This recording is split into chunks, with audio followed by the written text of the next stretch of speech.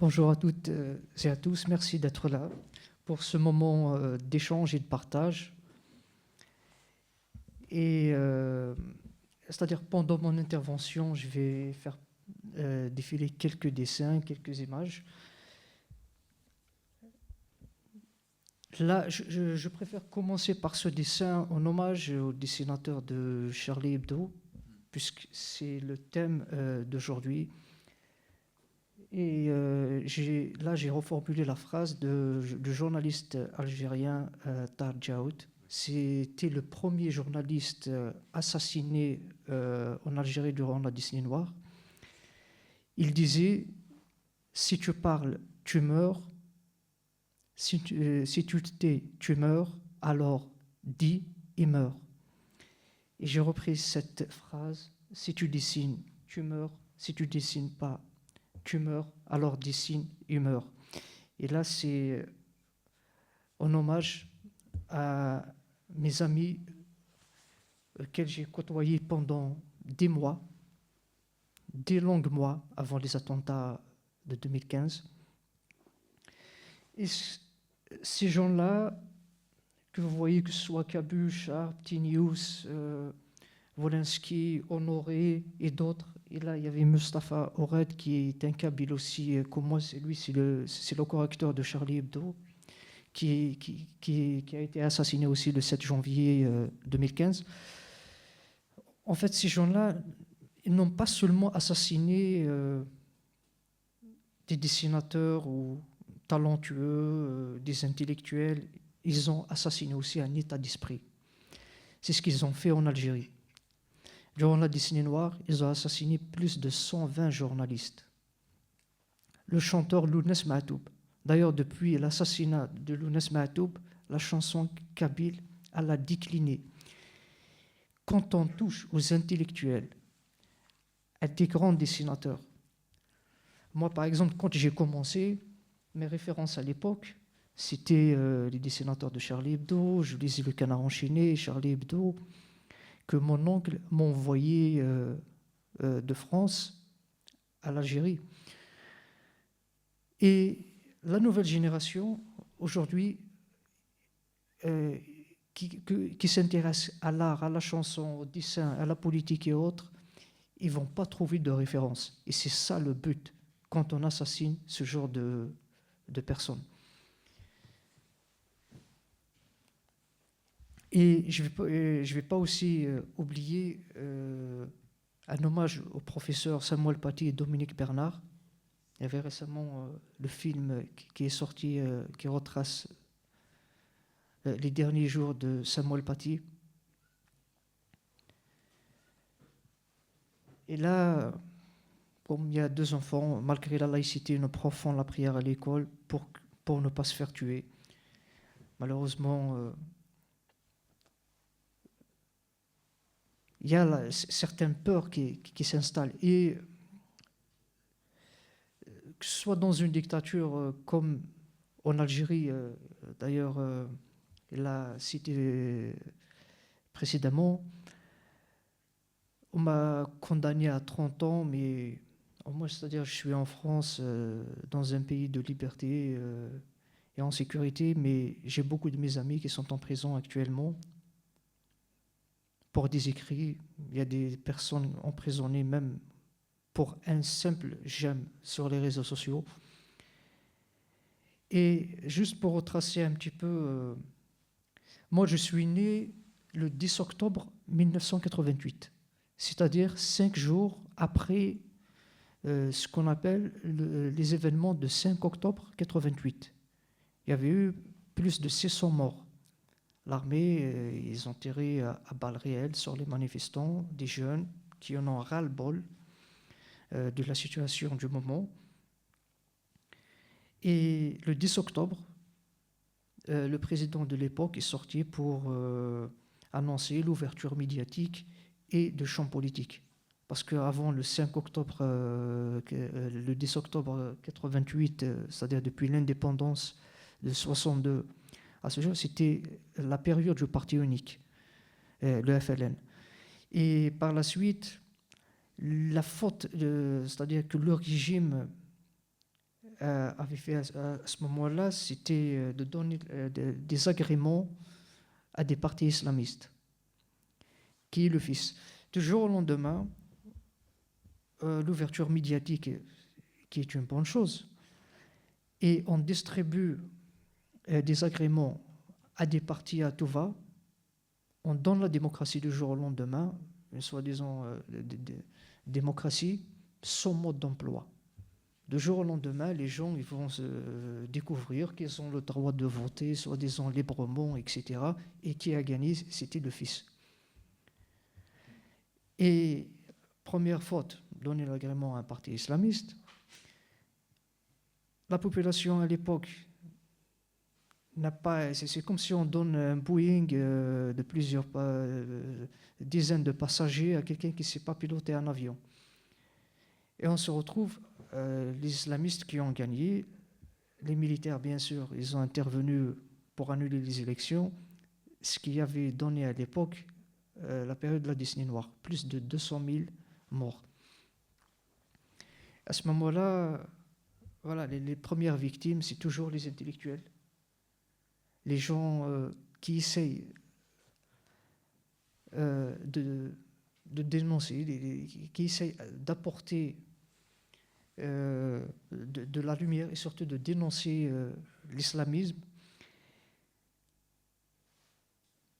Et là, je passe ce message. Après la décennie noire, il y avait l'arrivée d'Abdelaziz Bouteflika en 99, c'est-à-dire parmi ses promesses, c'était la concorde civile. La concorde civile, il va pardonner aux terroristes qui ont assassiné des civils, etc. Ils ont eu même des primes, il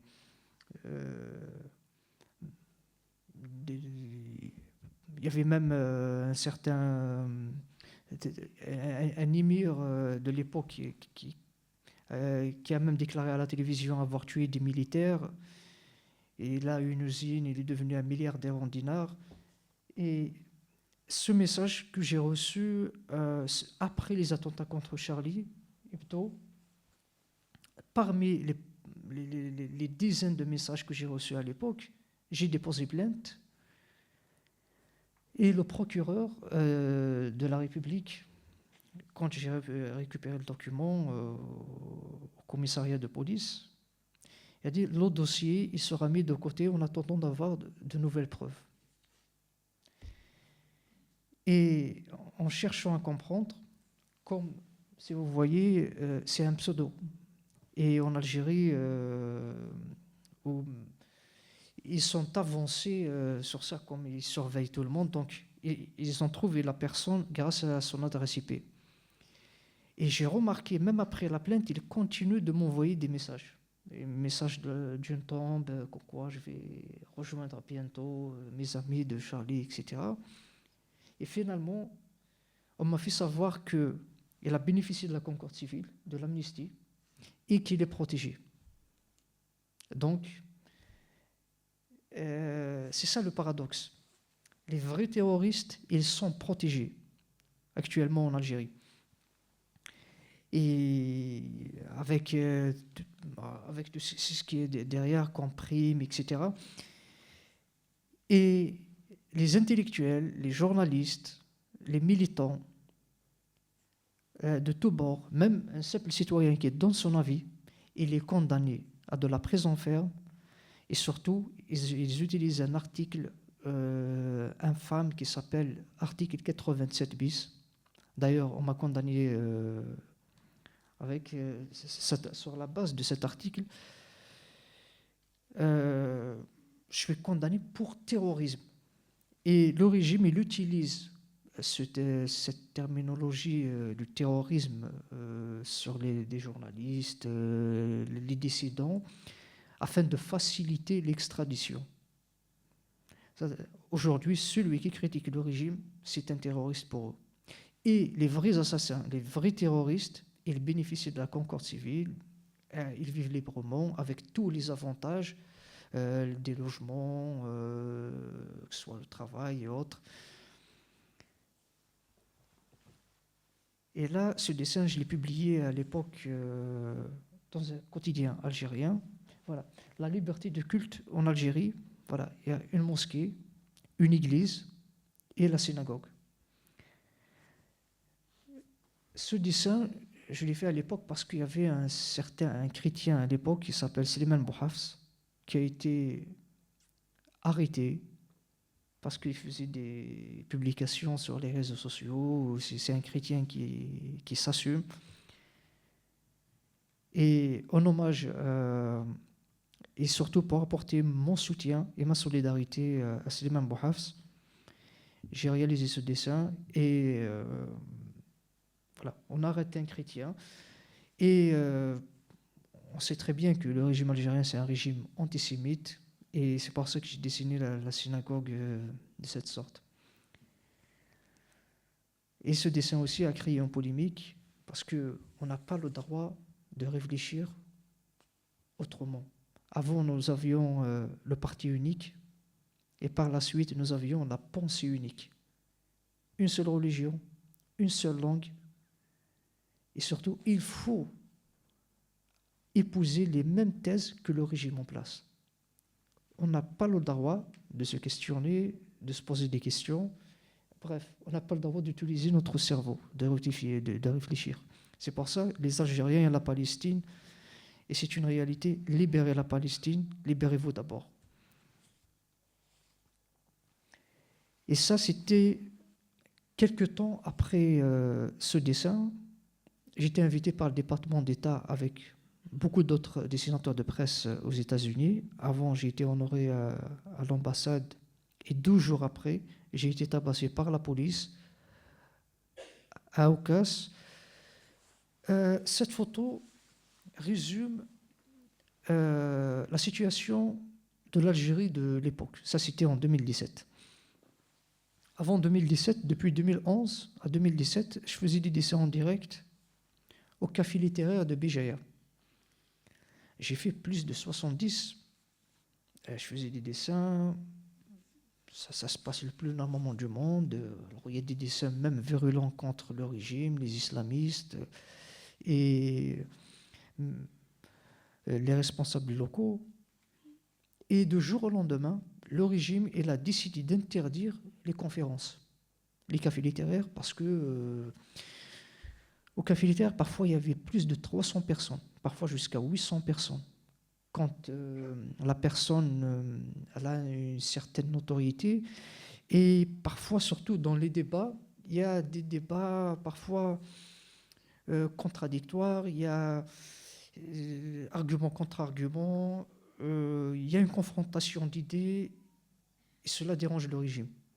Parce que ça permet aux gens d'échanger, de réfléchir, d'essayer de trouver des réponses.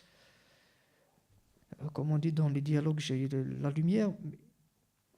Et comme ils veulent créer un vide, ils préparent un 5e mandat. Bouteflika à l'époque était malade.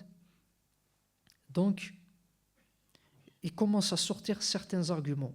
À part Bouteflika, il n'y a personne. Il y a qui d'autre? Justement parce qu'il commence à contrôler la société civile. Et là, j'ai participé à une marche à Aucas pour demander la tenue d'une conférence. On se dit que ce n'est pas normal. Le jour au lendemain, on nous interdit de s'exprimer. Et puis, la police, voilà, ils m'ont tabassé et j'étais hospitalisé pendant 1 semaine. Et la police elle a refusé ma plainte parce que c'est eux-mêmes qui ont fait le travail. Et quelques semaines après, j'ai réalisé ce dessin qui m'a valu mon licenciement. Ce dessin, je l'ai publié le 1er octobre 2017. Après la diffusion des images violentes et choquantes sans prévenir les téléspectateurs, bientôt des films pornographiques sur le NTV. Le NTV, c'est la chaîne de l'État en Algérie, contrôlée par le régime. En fait, pour justement continuer dans ce vide, Et ils ont créé un vide dans la société. Il n'y a personne pour remplacer Bouteflika, donc ils doivent faire passer le 5e mandat. Maintenant, ils vont passer à la peur. Ils ont montré pour la première fois à la télévision algérienne des têtes coupées, des mains coupées, sans prévenir le téléspectateur. C'est-à-dire, soit vous acceptez le 5e mandat, soit c'est le retour de la décennie noire, c'est le retour du terrorisme. On n'a pas d'autre choix. C'est pour ça que j'ai fait ce dessin qui doit être choquant proportionnellement à l'actualité du moment. Et je l'ai publié sur les réseaux sociaux le 1er octobre. Et le site auquel je travaillais à l'époque, TSA, a été bloqué le 5 octobre. On ne savait pas que c'est à cause de ce dessin. Quelque temps après, le Premier ministre de l'époque, qui est actuellement présent, Ahmed Ouyahia, il a dit à la radio que quoi, le caricaturiste, il insulte. Pour lui, c'est là que j'ai compris que c'est à cause du dessin. Puis, mon espace dans le journal a été supprimé. Les responsables m'ont fait savoir que pour le moment, on tout suspend jusqu'au retour du site. Puis ils ont négocié avec le régime. Pour que le site revienne à la normale, il faut le licencier. Voilà le régime, en fait, soit c'est la prison, soit c'est le tabassage, soit c'est le licenciement, ou bien c'est l'assassinat directement, comme mon ami Kemal Denfrar qui a été assassiné en prison. Et il a laissé derrière lui une veuve et 3 enfants. Et ça, ce dessin, je l'ai réalisé par la suite. Grâce à la liberté d'expression en Algérie, j'ai eu un CDI. Chômage à durée indéterminée.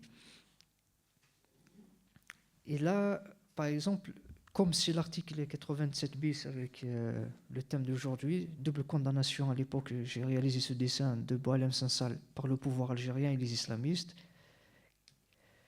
Comme ils travaillent ensemble, le juge avec un islamiste, 87 bismillah, c'est toujours en relation avec le régime algérien demande à Boualem Sansal de prendre un avocat non juif. Boualem, tu es obligé de choisir un avocat halal. Et là, comme l'Algérie aujourd'hui est devenue une grande prison, Tebboune n'est plus président de l'Algérie, il est devenu maintenant un gardien de prison.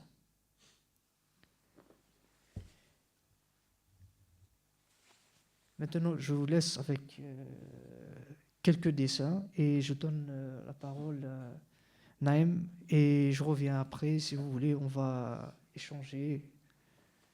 Et merci.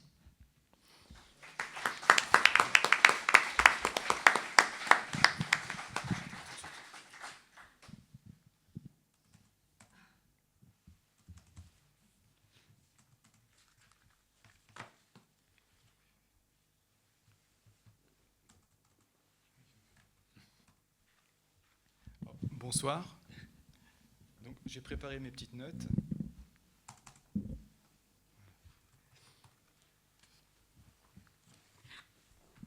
C'est difficile de passer après Gilas. Alors moi, je vais avoir une approche un peu plus théorique sur le thème l'art face à la radicalité religieuse.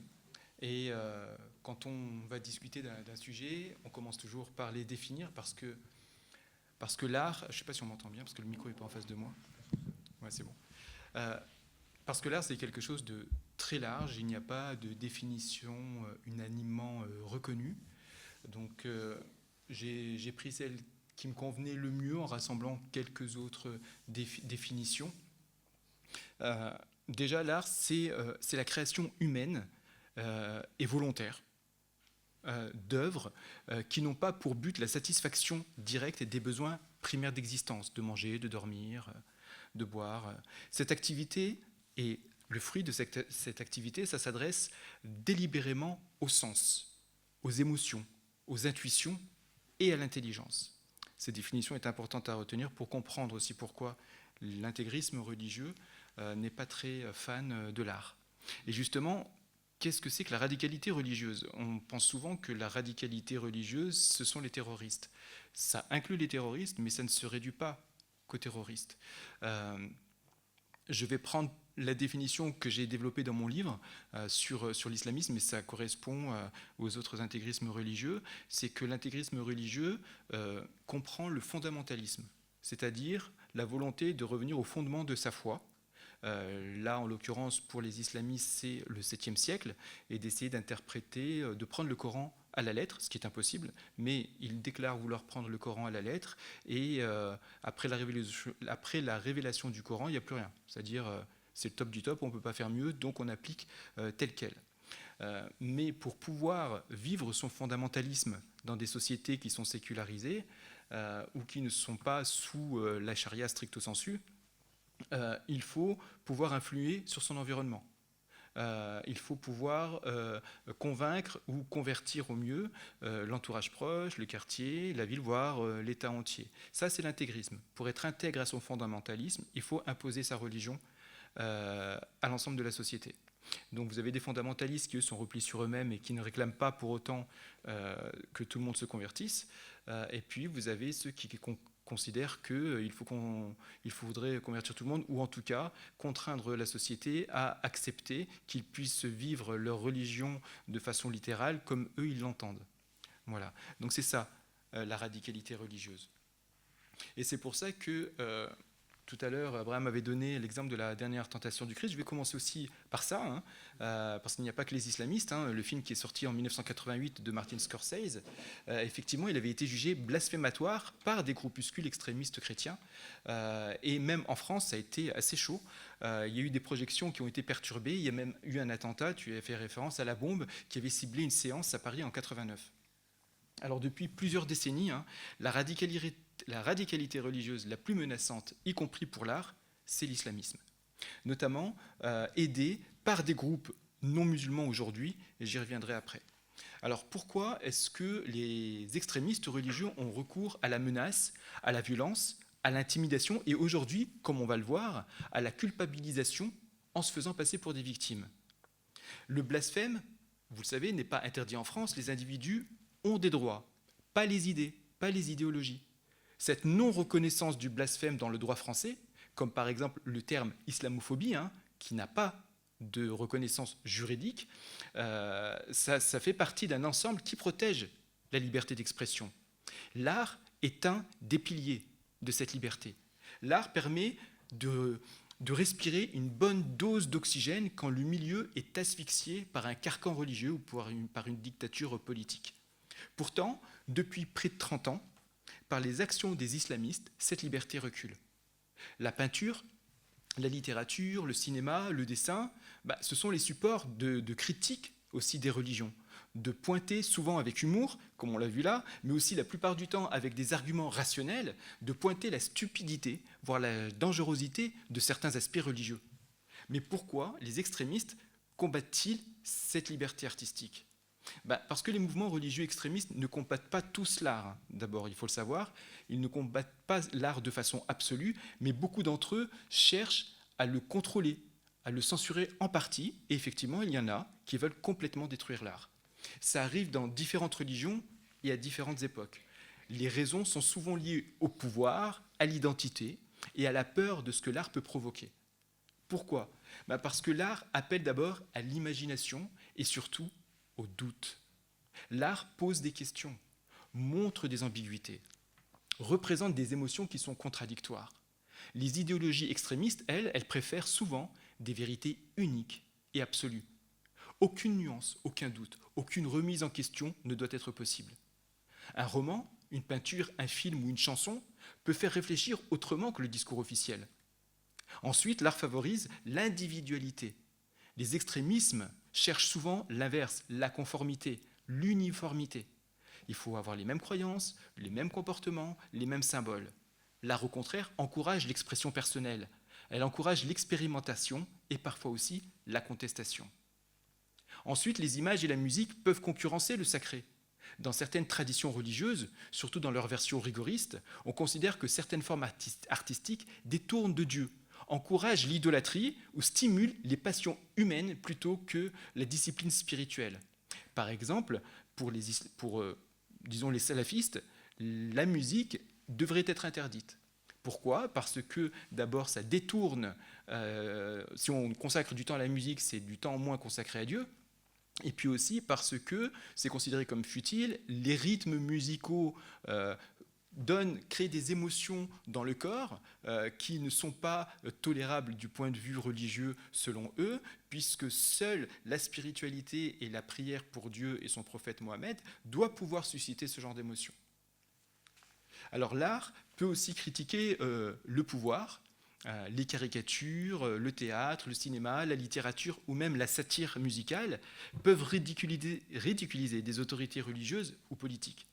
Les régimes ou les groupes extrémistes, ils voient donc les artistes comme des menaces. Contrôler la culture, ça aide aussi à contrôler la société.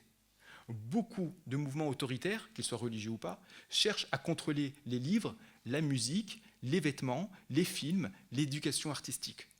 Parce que la culture façonne la manière dont les gens pensent et ressentent.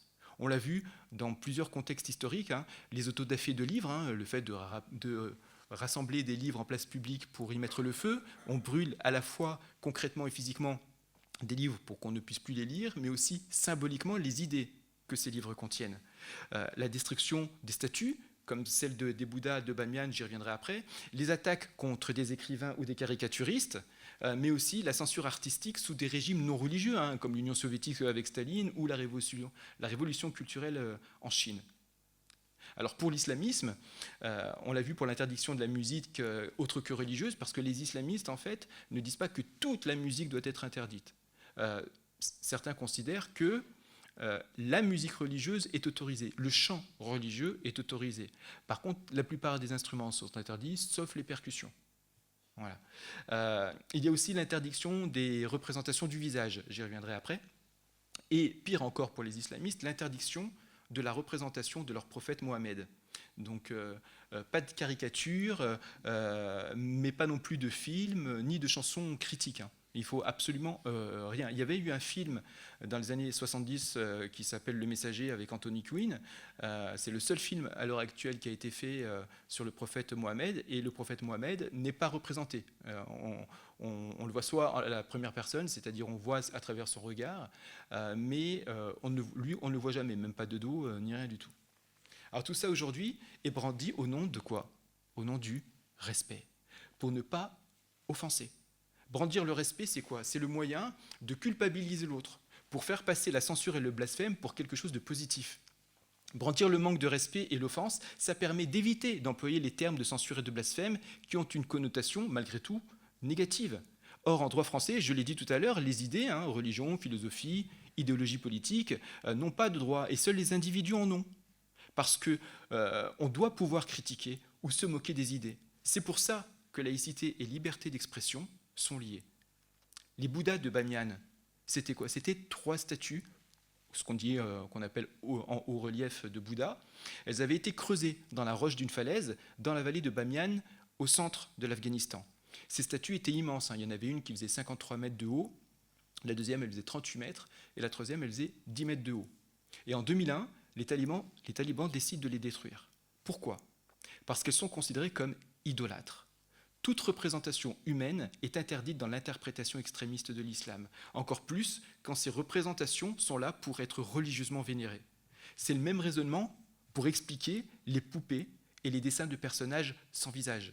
Vous avez des livres, même des livres pour enfants, où les personnages dessinés n'ont pas de visage. Des poupées, ça avait fait polémique il y a quelques années, et des poupées où il n'y a pas de visage. Pourquoi ? Parce que les salafistes considèrent que dessiner un visage, c'est comme créer un être humain. Ça représente l'âme de l'être humain. Or, seul Dieu peut créer une âme, seul Dieu peut créer un être humain. Si on se met à dessiner des visages, on se substitue au pouvoir de Dieu. Donc c'est péché. Et il suffit de savoir que ça peut traumatiser des enfants que de voir des personnages sans visage. Et puis d'ailleurs, c'est très drôle, c'est que j'étais à la rencontre annuelle des frères, enfin ce que j'appelle les frères musulmans, mais c'est la rencontre annuelle des musulmans de France au Bourget début avril dernier. Et effectivement, il y avait encore ces ouvrages. Et il y avait des ouvrages pour expliquer, pour apprendre l'arabe aux enfants. Et donc, comment on dit le nez, comment on dit la bouche, etc. Et puis donc, il disait, voilà, comment on dit le nez. Et donc, c'est dit en arabe. Et le personnage à côté, il n'avait pas de visage, donc il n'y avait pas de nez, en fait. Voilà. Donc, le point de vue pédagogique, ils ne sont pas encore au point. Il y a aussi Persépolis, le dessin animé, le film d'animation de 2007, qui est inspiré de la bande dessinée autobiographique du même nom de Marjane Satrapi, qui est une Iranienne, comme vous le savez, et qui en est aussi la co-réalisatrice. Alors je dis le pitch pour comprendre aussi le pourquoi du comment. À Téhéran, en 1978, Marjane a 8 ans, et elle vit dans une famille aux opinions libérales. Très proche de sa grand-mère, elle tente de comprendre les événements et suit la révolution islamique qui se termine par la chute du régime du Shah. La bande dessinée avait eu beaucoup de succès. Et le film aura aussi beaucoup de succès, à la fois public et critique, puisqu'il a reçu plusieurs prix, dont un à Cannes et un Oscar, ce qui n'est pas rien. Mais tout le monde ne l'apprécie pas, non pas pour des raisons artistiques, mais pour des raisons politiques et religieuses. L'État iranien, évidemment, avait déclaré que la promotion du film était anti-iranienne et islamophobe, c'est-à-dire blasphématrice envers l'islam. Contrairement à ce qu'on croit, je fais une petite parenthèse, l'islamophobie n'est pas l'hostilité envers les musulmans, sinon on parlerait de musulmanophobie. Là, il s'agit d'islam. C'est le blasphème. Certains veulent y associer l'hostilité envers les musulmans pour fusionner les deux et pour interdire toute critique ou moquerie de l'islam, parce que se critiquer ou se moquer de la religion serait une attaque contre ses croyants. Ça s'appelle le blasphème. L'État iranien n'a pas totalement censuré le film, mais plusieurs passages ont été censurés. Le Liban, par contre, parce qu'il y a une partie de la population qui est chiite, avait totalement interdit le film pendant un temps. En octobre 2011, le film est diffusé en Tunisie, sur une chaîne, sur une chaîne privée, et c'était suivi d'un débat sur l'intégrisme religieux. Et là, environ 300 salafistes ont tenté de brûler carrément l'immeuble qu'occupe la chaîne avant de s'attaquer au domicile même du PDG de la chaîne, quelques jours après. Et les journalistes de la chaîne ont aussi été menacés de mort. À Tanger, au Maroc, 3 séances de projection du film étaient prévues en juillet 2012. Brutalement et sans explication, il a été déprogrammé et le film a totalement disparu du site internet du cinéma. Et c'est pas fini, puisque à l'époque, seuls les extrémistes musulmans ont tout fait pour censurer le film. Mais aujourd'hui, quand le film a été rediffusé sur France 4 en mars dernier, s'y est joint une partie de la gauche. Persépolis expose avec humour la période noire du Shah d'Iran, remplacée par une période encore plus sombre des mollahs, la suppression des libertés individuelles, la répression sanglante, l'imposition d'une religion d'État à l'interprétation rigoriste dont les femmes sont les premières victimes, notamment par le port du voile obligatoire. Bref, tout ce que la gauche est supposée combattre. Mais là, non. Une partie de la gauche, je dis bien de la gauche, est montée au créneau pour s'aligner sur le point de vue réactionnaire, misogyne et liberticide des islamistes, c'est-à-dire sur le plan politique de l'extrême droite musulmane. Avec un mot rebattu jusqu'à la nausée, islamophobie. C'est-à-dire, encore une fois, le blasphème. Les cas se sont multipliés ces 40 dernières années. Alors ça a été inauguré, entre guillemets, par la fatwa iranienne contre Salman Rushdie, parce qu'il a écrit un roman sur les versets sataniques du Coran. Je pense bien sûr aussi aux caricatures danoises du prophète de l'islam Mohammed en 2006, qui ont été ensuite publiées par solidarité par Charlie Hebdo. L'auteur a subi plusieurs tentatives d'assassinat, et Charlie Hebdo avait été victime aussi de plusieurs menaces de mort, et ses locaux ont été brûlés en 2011. Les milieux islamistes, CCIF en tête, c'est-à-dire le collectif contre l'islamophobie en France qui a été dissous en 2020, avaient bien sûr violemment condamné ces publications en affichant aussi une totale indifférence aux menaces de mort et à l'incendie des locaux du journal. D'ailleurs, le CCIF s'était même moqué de l'incendie des locaux du journal. Alors, je ne vous rappelle pas l'attentat islamiste de janvier 2015 au cri de « On a vengé le prophète ». À chaque fois, c'était pour empêcher des expressions artistiques qui n'ont pour arme quoi ? Qu'est-ce qu'ils ont pour arme ? Qu'est-ce qui fait si peur aux intégristes religieux ? Des crayons. Les terroristes sont terrorisés par des crayons. Parce que les crayons sont plus forts que les armes à feu. Parce que ces œuvres questionnent ce qui est supposé être immuable. On en a un bon exemple ce soir. L'art pousse à la réflexion, éclaire, et mène donc à construire son propre jugement. L'esprit critique est la plus grande menace des religions. surtout pour leurs représentants extrémistes. Le rire, le plaisir, l'usage des sens en dehors de la religion sont diabolisés, parce que ça éloignerait de la religion, seul sujet qui importerait dans la vie. Alors, pour terminer, je dirais qu'il faut aussi savoir distinguer la religion et l'extrémisme religieux, des croyants progressistes aux croyants conservateurs et des groupes même violents et totalitaires. Dans de nombreuses traditions religieuses, il y a au contraire des productions immenses d'un patrimoine artistique. L'art islamique, les cathédrales chrétiennes, la musique sacrée, le gospel, les miniatures persanes. Il faut savoir que dans ce qui était avant l'Iran, la Perse, le prophète Mohammed était représenté sur des iconographies, sur des peintures, avec son visage. Ce n'était pas quelque chose d'interdit. Il y a aussi bien sûr les temples hindous, bouddhistes, etc. Alors oui, ça ne veut pas dire que ces courants sont pour la liberté artistique totale, ça veut dire qu'elles acceptent et même utilisent l'art pour glorifier leurs croyances. Le conflit n'est donc pas forcément entre religion et art, mais souvent entre une vision ouverte et pluraliste de l'humain et une vision autoritaire qui veut limiter ce qu'il est permis d'imaginer, de représenter ou de questionner.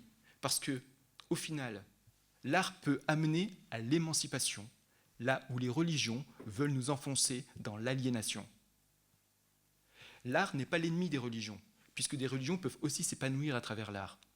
Ce sont les radicaux religieux qui ont décrété l'art comme ennemi, comme le pire ennemi. Merci.